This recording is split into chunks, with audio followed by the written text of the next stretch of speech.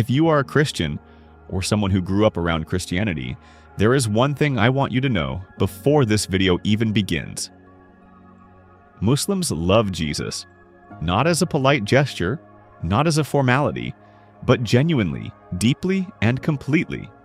In fact, you cannot be a Muslim without believing in Jesus. It is not optional.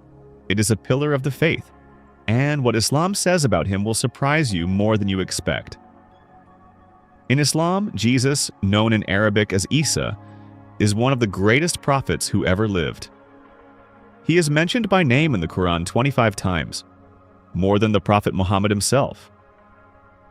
Islam confirms that Jesus was born of a virgin, that his birth was a divine miracle, that he spoke as a newborn in the cradle, that he healed the blind and the lepers, that he raised the dead by the permission of God, that he was the Messiah and the chosen one, sent to the children of Israel. The Quran dedicates an entire chapter to his mother, Mary, and Islam considers Mary one of the greatest women who ever lived. She is the only woman mentioned by name in the entire Quran. So where does Islam differ from Christianity? One place, one single point. Islam says Jesus was not God. He was not the Son of God in a literal sense.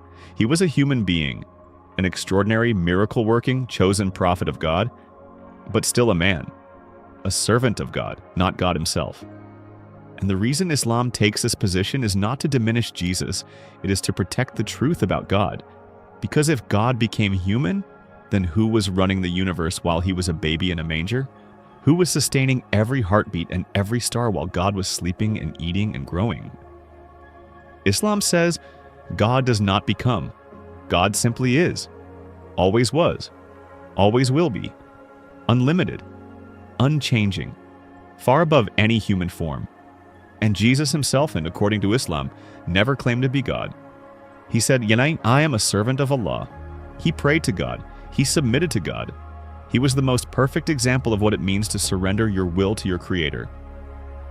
Islam also rejects the crucifixion, not to erase Jesus, but because it believes God would never allow one of his greatest prophets to be humiliated and killed by his enemies.